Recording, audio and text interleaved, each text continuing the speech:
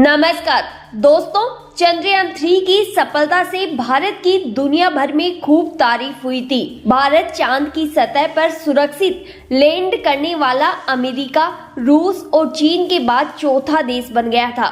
लेकिन इसरो की तरफ से एक नई खबर और निकलकर सामने आई है। जी हाँ, चंद्रयान-3 का पॉपुलेशन मॉड्यूल यानी पीएम परमाणु तकनीक यानी न्यूक्लियर तकनीक के जरिए ऊर्जा प्राप्त कर रहा है और इसी की मदद से वो अभी भी चंद्रमा के चक्कर काट रहा है। इस जानकारी की पुष्टि परमाणु ऊर्जा आयोग के अध्यक्ष अजीत कुमार मोहंती ने की है।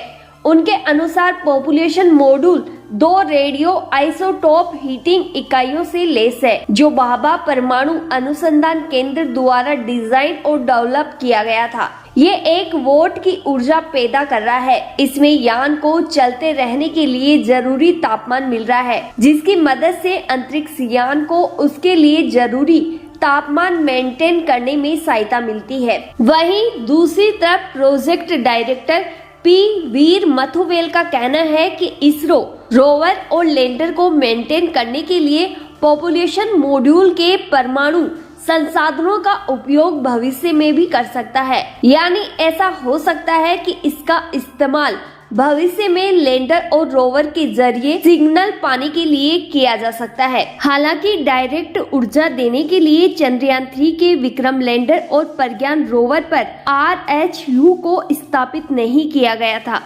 इसरो की माने तो ऐसा करने से चंद्रयान-3 का द्रव्यमान बढ़ जाता, जिसके चलते मिशन में किसी तरह की परेशानी आ सकती थी। तो आपको जानकर हैरानी होगी कि विक्रम लैंडर के लैंड करते समय लगभग 2.06 टन लूनर मिट्टी चांद पर फैल गई थी। अब आपको समझाते हैं कि प्रोपल्शन मॉड्यूल कब तक काम करेगा। दरअसल 17 अगस्त 2023 को जो प्रोपल्शन मॉड्यूल विक्रम लैंडर से अलग हुआ था, जब इसकी लाइफलाइन 3 से 6 माह तक बताई जा रही थी। लेकिन अब इसरो का दावा है कि ये कई सालों तक बिना रुके काम कर सकता है। यानी आप इस बात को ऐसे भी समझ सकते हैं कि जब चंद्रयान-3 की लॉन्चिंग हुई थी, तब पॉपुलेशन मॉड्यूल में 1696.4 kg फ्यूल था। इसके बाद पॉपुलेशन मॉड्यूल के सारे ही पृथ्वी के चारों तरफ 5 बार ऑर्बिट बदली गई थी। ऑर्बिट करेक्शन को मिलाकर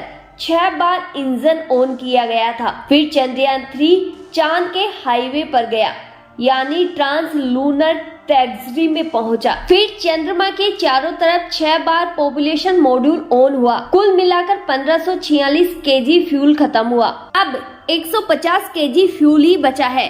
यानी ये 3 से 6 महीने तक काम नहीं करेगा, बल्कि ये कई सालों तक लगातार काम कर सकता है। इसकी पुष्टि ISRO chief doctor S Somnath ने खुद की है। अब आप जरा ये भी सोचिए कि जब चंद्रयान-2 का ऑर्बिटर अभी तक काम कर रहा है, तो चंद्रयान-3 के पॉपुलेशन मॉड्यूल में तो बहुत ज्यादा फ्यूल बचा है। ये कितने सालों तक काम करेगा?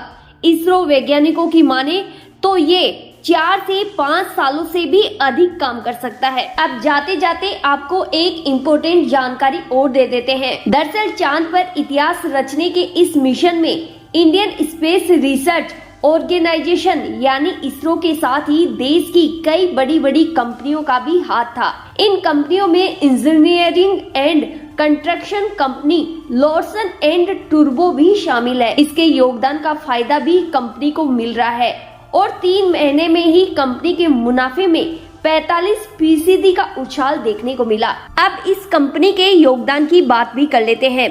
दरअसल कंपनी की एरोस्पेस यूनिट ने चंद्रयान-3 के लॉन्च व्हीकल के लिए जरूरी कंपोनेंट्स की सप्लाई की थी। यान का बूस्टर सेगमेंट इस कंपनी के द्वारा ही तैयार किया गया था, जिसमें hand and segment, middle segment और नोजल बकेट फेजल शामिल है।